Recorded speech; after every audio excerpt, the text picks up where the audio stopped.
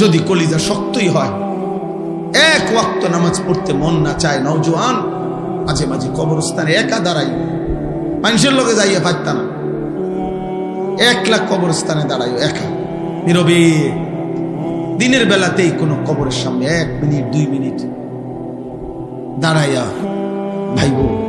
এই মানুষগুলো জমিনে কোলাহল করত, এই জমিনে এই মানুষগুলো ব্যস্ত ছিল। আজ পৃথিবী ঠিকই আছে, ওরা আর নাই।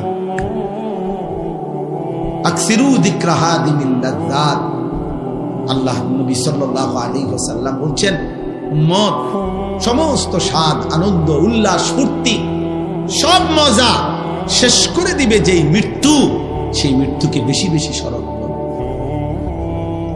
সব সব ঠান্ডা করে দিবে, সব স্তব্ধ করে, সব স্তব্ধ।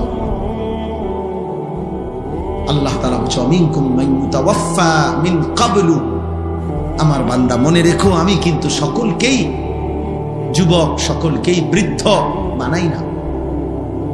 মায়ের পেট থেকে বের করার পরে চলতি পথে আমি আল্লাহ তাআলা অনেককেই মৃত্যু দিয়ে ফেলি। দেখ, কথা বলে না, জন্মিলেই তো বুড়া হয়, প্রত্যেকটি বাচ্চাই তো নিশ্চিত বুড়ো হয়। বুড়ো হয়? 3 বছরের বাচ্চা কবরে নাই, 3 দিনের বাচ্চা কবরে নাই, 6 বছরের বাচ্চা কবরে নাই। তাইলে তুমি কোন হিসাবে ভাবছো তুমি আরো 30 বছর বাঁচবা?